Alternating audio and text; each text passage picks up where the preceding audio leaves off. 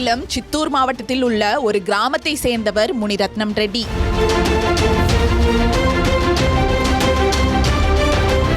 Corona காலத்தில் பணமில்லாமல் தவிக்க முனிரத்னம் ரெட்டி தன்னுடைய மனைவியை பாலியல் தொழிலில் ஈடுபடுத்த முடிவு செய்துள்ளார்.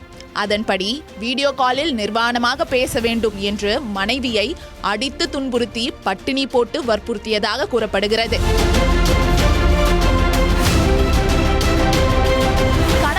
தொல்லை தாங்காமலும் இந்த விவகாரத்தை வெளியில் சொன்னால் மானக்கேடு என்றும் பயந்த மனைவி கடைசியில் முனிரத்னம் ரெட்டியின் தொல்லை தாங்க முடியாமல் அவர் கூறியபடி ஆன்லைன் செயலி மூலம் வரும் அழைப்புகளுக்கு நிர்வாணமாக பேசி வந்துள்ளார்.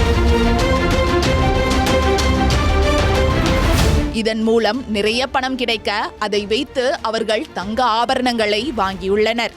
இந்த நிலையில் முனிரத்னம் ரெட்டியின் மனைவிக்கு ரசிகர்கள் அதிகமாகியதாக தெரிகிறது.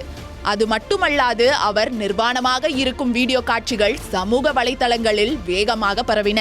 தனது மனைவிக்கு இத்தனை ரசிகர்களா என்று பொறாமை கொண்ட முனிரத்னம் ரெட்டி அவரிடம் சண்டையிட்டுள்ளார். மேலும் அவரை கண்டு கொள்ளாமல் தனிமைப்படுத்தி பிறகு மனைவியை வீட்டை விட்டே விரட்டி அடித்துள்ளார்.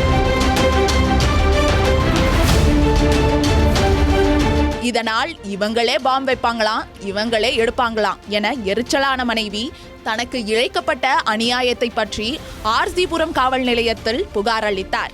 ஆனால் புகாரின் மீது விசாரணை நடத்தி வழக்கு பதிவு செய்வதற்கு முன்னதாகவே அந்த காவல் நிலையத்தில் பணியாற்றும் ஒரு காவலர் தன்னுடன் பாலியல் உறவில் ஈடுபட அப்பெண்ணை அழைத்ததாகவும் கூறப்படுகிறது.